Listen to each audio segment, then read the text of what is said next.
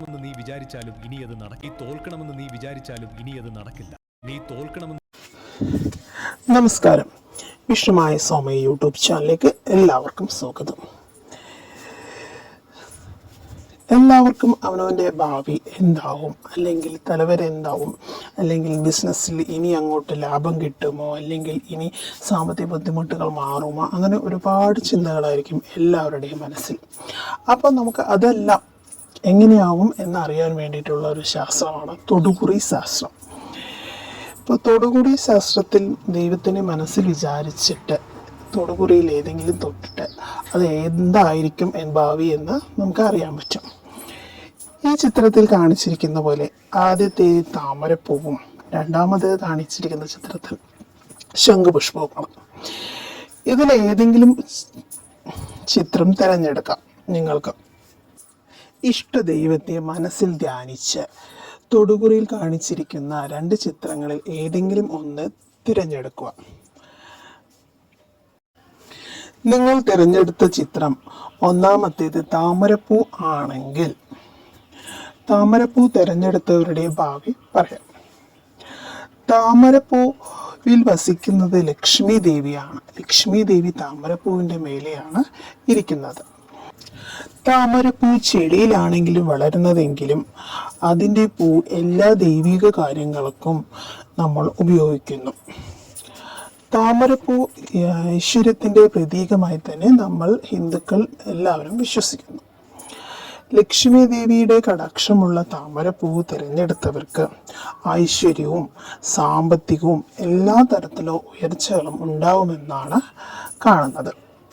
നിങ്ങൾ ഇതുവരെ എന്തെല്ലാം ബുദ്ധിമുട്ടുകൾ അനുഭവിച്ചിട്ടുണ്ടോ, ഇനി അങ്ങോട്ട് ആ ബുദ്ധിമുട്ടുകളെല്ലാം തന്നെ മാറി, സാമ്പത്തികമായി തടസ്സങ്ങളെല്ലാം മാറി സന്തോഷകരമായിരിക്കുമെന്ന് കാണുന്നു.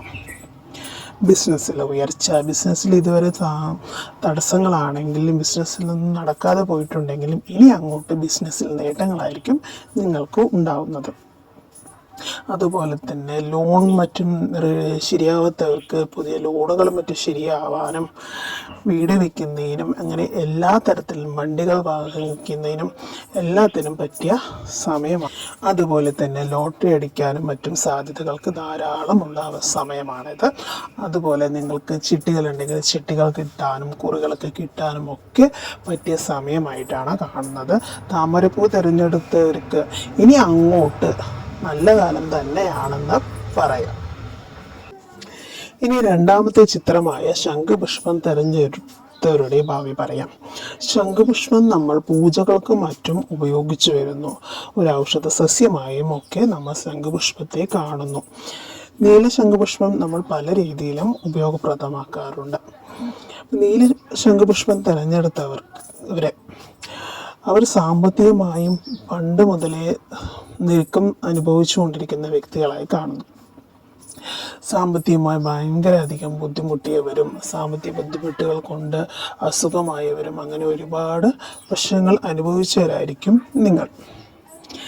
എന്നാൽ നിങ്ങളുടെ ഭാവി ഇനി അങ്ങോട്ട് നിങ്ങൾക്ക് സാമ്പത്തികമായും അല്പമായി നിങ്ങൾക്ക് ഉയർച്ചകൾ ഉണ്ടായി വരുന്ന കാലഘട്ടമായി കാണുന്നു. നിങ്ങൾക്ക് സാമ്പത്തികമായ ബുദ്ധിമുട്ടുകളെല്ലാം തന്നെ പതിയെ മാറുന്നതായിരിക്കും.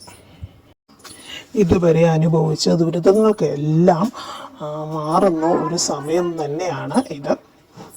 നിങ്ങൾ അതിനു വേണ്ടി കഷ്ടപ്പെടുകയാണെങ്കിൽ അതിന് എന്തായാലും തീർച്ചയായും ഫലം ഉണ്ടാകുമെന്നും പറയുന്നു.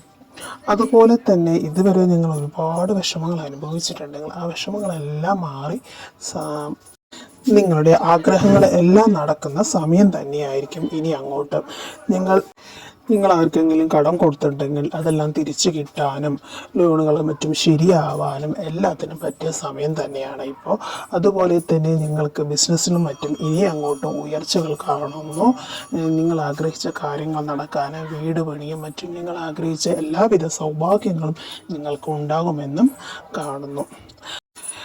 എല്ലാവരുടെയും ആഗ്രഹങ്ങളെല്ലാം നടക്കട്ടെ എന്നും എല്ലാവർക്കും നന്മകൾ വരട്ടെ എന്നും പ്രാർത്ഥിച്ചുകൊണ്ട് നിർത്തുന്നു. നന്ദി, നമസ്കാരം.